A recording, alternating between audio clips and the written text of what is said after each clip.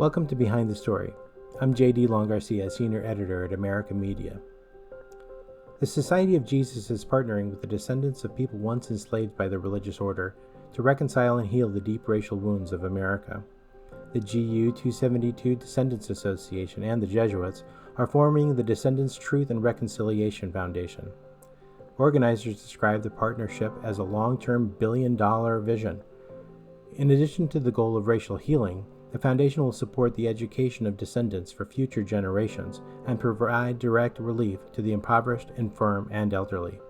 You can read more about the projects at descendants.org. Today we are joined by Joe Stewart, president of the foundation, as well as Father Timothy Kesicki, president of the Jesuit Conference of Canada and the United States. Thank you both for joining us. Thank you for having us. Thank you. To get us started, maybe I can ask you, what makes this foundation different from other reparation efforts? This is the only foundation, to our knowledge, or let's call it effort, that exists between the largest known organized descendant association and a large religious organization within the Catholic Church. We don't think this has ever existed before, and had it not been for the record keeping of the Jesuits and the bill of sale, which identified our ancestors and gave us the ability to organize into an association, that makes it unique. It is the only movement of its kind to try and change the history to invest in the future. In my understanding, Mr. Stewart, is that the foundation came about largely by your initiative when you wanted to hold the Jesuits accountable. So can you tell me more about that, about how this initiative came about? It actually came about in the first meeting between Descendants on August 14th of 2016, when the first group of 9 of us, none of us really knew each other except one or two who had met before. When we came together to decide what were we going to do about what we had just learned about ourselves that had never before been known. And it was that April 16th article in the New York Times that helped us identify our ancestors who had been lost to us. Most of us knew only 1-2 generations back. And when we became aware of that, our thought went to, how do we restore dignity to our ancestors? What do we do about investing in future descendants and not ourselves? So the first thing we decided was we were not going to pursue monetary payments for us individually, but that the Jesuits should invest in the future of descendants through a partnership with us and in a standalone foundation. And it was that vision that over the past 5 years we've pursued and recently signed a memorandum of understanding and then turned it into an official organization, a 501c3. Reconciliation, of course, for us as Catholics is a deeply spiritual term and something that we continue to work through. Can you speak to what possible difficulties you will find in terms of actually having reconciliation given this history? Well, difficulties in the sense that at the core of all of this, which is a major part of what the foundation has committed itself to, perhaps the most important investment we will make is in truth, racial healing, and transformation for people. No matter what kind of progress we would make legislatively or otherwise could be sustained if racism and the remnants of slavery continues to exist in our lives and in our institutions. So our intent is to have a major impact in taking the Catholic Church, taking ourselves first, because we've been through 5 years of truth and racial healing, and it led us to what we have now. We think it's important for the entire church to face the truth of the past, not to be ashamed about it, not to continue to try to involve it, to evade it, but to begin to take positive action about changing the future and not just running from the past. Father Kesicki, I realize just as we're talking about this that there are a number of people within our society that have a hard time acknowledging that the institutional racism continues to exist. Do you have ideas on or thoughts on why that might be the case? Why we still have such a hard time recognizing institutional racism today? Well, I don't believe that as a country or as a church, we have seriously reconciled with a sin such as slavery. You know, in the year 2000, it was a Jubilee year, and that's kind of a time to atone for your sins. And the year prior, 1999, the International Theological Commission wrote a document called Memory and Reconciliation, the Church and the Faults of the Past. And it was really a deep dive into what are the historic sins in our faith. Now, why we have a hard time reconciling with that, I think Joe Stewart, when he said we shouldn't be ashamed, there's a great deal of shame associated with this history. When we hear, especially, not necessarily the numbers, but the narrative, when you hear what it was like. My first experience of recognizing an infant that was born to a mother, but was always someone else's property, and how some of those infants died enslaved. When you start hearing those stories, it can lead you to a feeling of shame and fear, but also conversion and hope. And I think that we as a country, I don't feel have thoughtfully reconciled with the sin of slaveholding. And until we do so, I think we're going to continue to see that resistance. Anyone who says that slavery ended with emancipation should study history. That's all I can say, study history.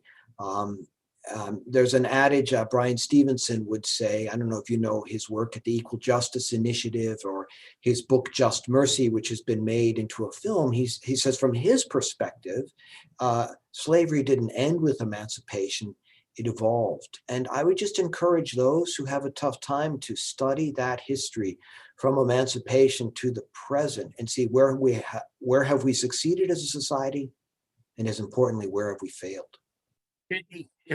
If I just might add on to what Father said when we were talking about shame, we got to take that shame. We should be ashamed, but we can't live in that.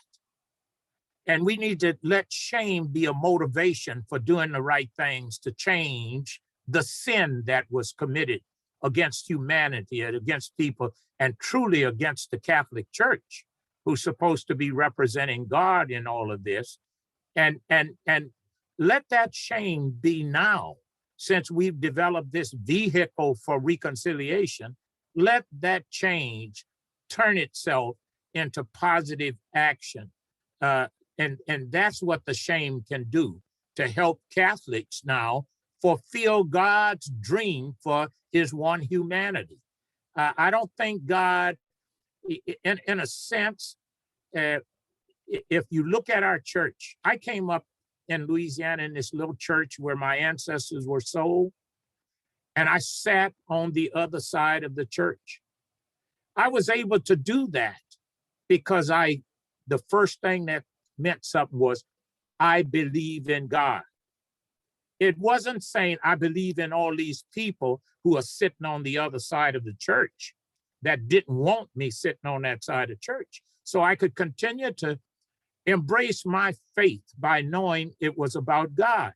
And it's that same challenge that if Catholics want to be a part of living up to God's one humanity, then we have to start moving the shame to positive actions to dismantle a legacy of slavery and to mitigate the impact of the continuing impact of racism.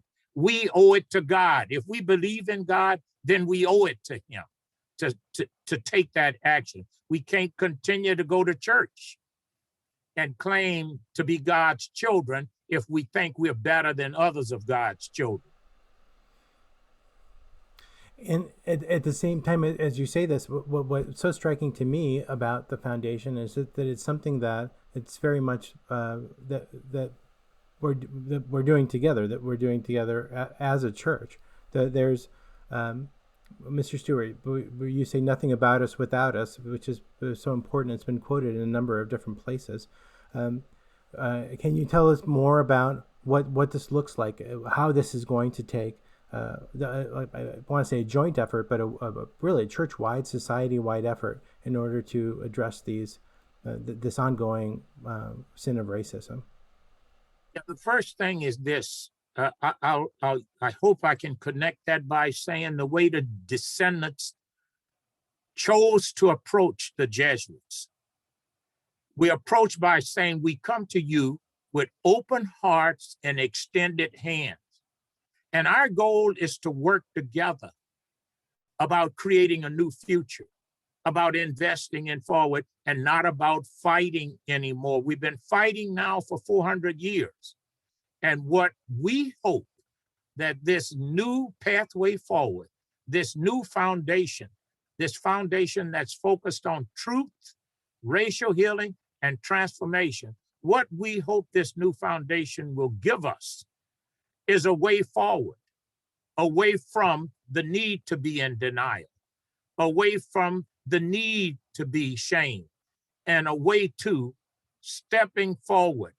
I can't think exactly that old cliche, but there's something, and Father may help me here, that talks about the way forward. To go forward, you got to make a step forward.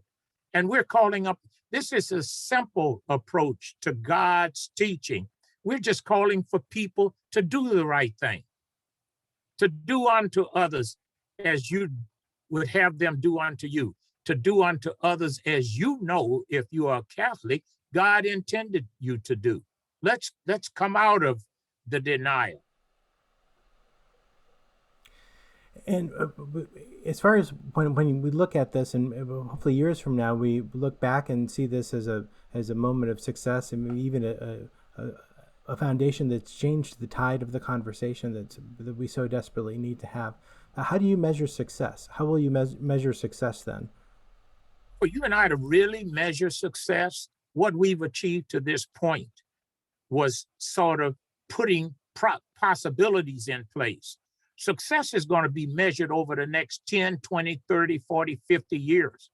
Do you realize we're talking about changing, taking a yoke from around the neck of humanity that's been hung there since 1690 and probably before? We're talking about now giving the church an opportunity to breathe truth, an opportunity to go in a different direction.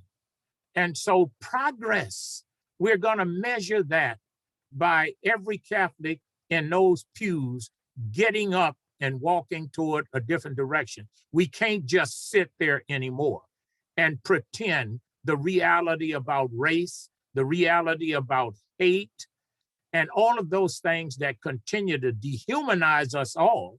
We can't pretend they don't exist. So progress is going to be measured. Yeah, I often say I go to Mass. I still go to Mass. Well, I backed off a little bit during COVID, but I was in Mass again Sunday morning and the Sunday before that during Lent. And I'm sitting there and I'm thinking, I'm 78. I have not heard in all of those years a sermon where a priest stood there on the altar and took issue with racism in the church, where a priest stood there and say, no more blacks on that side, whites on this side, that we're all God's children. And so back to success. So show me some people standing up in those pews. And when you say you love God, show it to your fellow man. Just don't tell it to God. He already knows. He knows. And I can tell you, I cannot believe God is satisfied with what we have done to his humanity to this point. So that's the way I would think of progress. It isn't instantaneous. It moves as each one of us move directly from our heart to the reality, the truth, and the racial healing, and then the transformation, until we are transformed into a different kind of heart and mind in the church.